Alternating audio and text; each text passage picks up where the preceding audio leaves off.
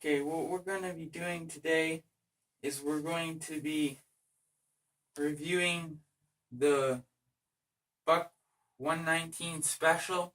Um, this comes out at around $40, right? And we're going to do this in the perspective of two people: my dad, who doesn't know much about knives, and me, who has quite a bit of experience with them. And we're going to get the two different aspects, and I hope you enjoy this. So when you look at it, you can see it comes with a nice sturdy leather sheath. The way of attaching the knife to the sheath, is a piece of leather that wraps around the handle and clips on, and it's not going to go anywhere. It has a plastic insert right here so that the knife blade doesn't cut the stitching, and it comes with a plastic insert inside so you don't cut the leather. It's got a nice belt loop here with a riveted in two places. Heavy duty stitching. And then you moving on to the knife, you open it up and you get when I got this was razor sharp. I've had it for about a month and a half now, maybe coming close to 2, and it's still razor sharp. It's got aluminum butt and finger guards, and with I believe with a spacer of the same material of the handle. I'm not quite sure what material it is, but it's kind of slippery, so it's not best for wet conditions. But because of the nice grooves they put in it, it gives you a good solid grip. So I'd say it isn't going to go anywhere. They've given you a little bit of a finger groove to put your finger there. I wouldn't feel comfortable doing that because your finger's still resting up against the blade a little bit. So a little bit of a jerk or a movement and I think you cut yourself. But still, it's still a comfortable grip. You happen to remember what kind of steel this was? Carbon steel. It's carbon steel. I don't remember the number though. Oh, okay. It seems to be holding an edge very well.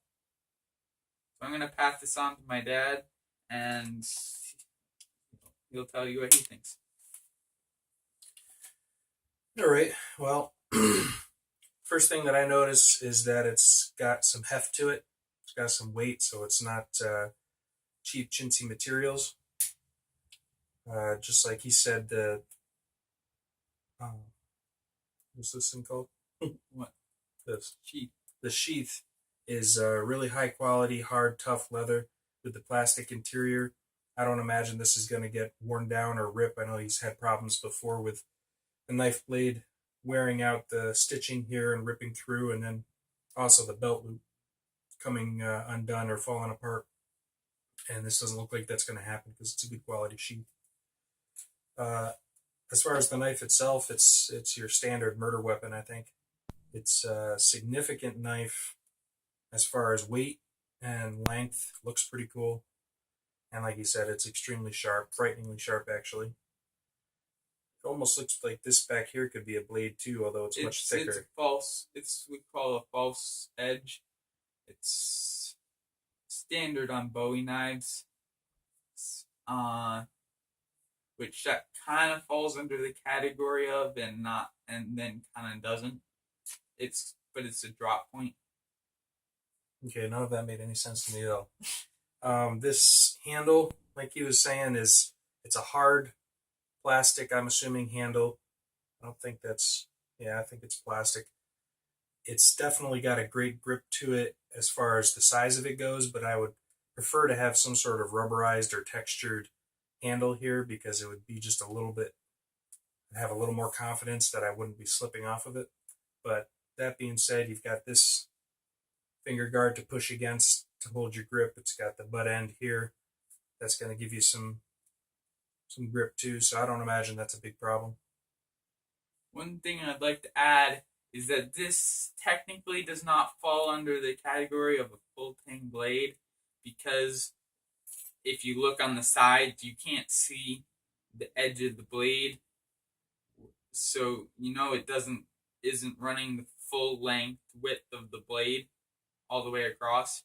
But if you look here, you can see that it's a little narrower, and from what I understand, from what I've seen before the handles are put on, that it's a little narrower on each side, and it runs down to about here, where it's riveted into place through the handle, so that you have the handle wrapping all around, but the rivets ground down so nicely that you can't even tell that there's a rivet there barely unless you're really looking for it. So, though it's not technically a full tang blade, I think it is probably just as sturdy, or at least nearly so, as a full tang blade. I don't think you'll have any issues with this coming apart. Anything else? Nope.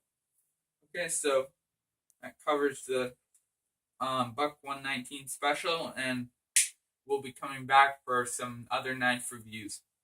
Thanks for watching.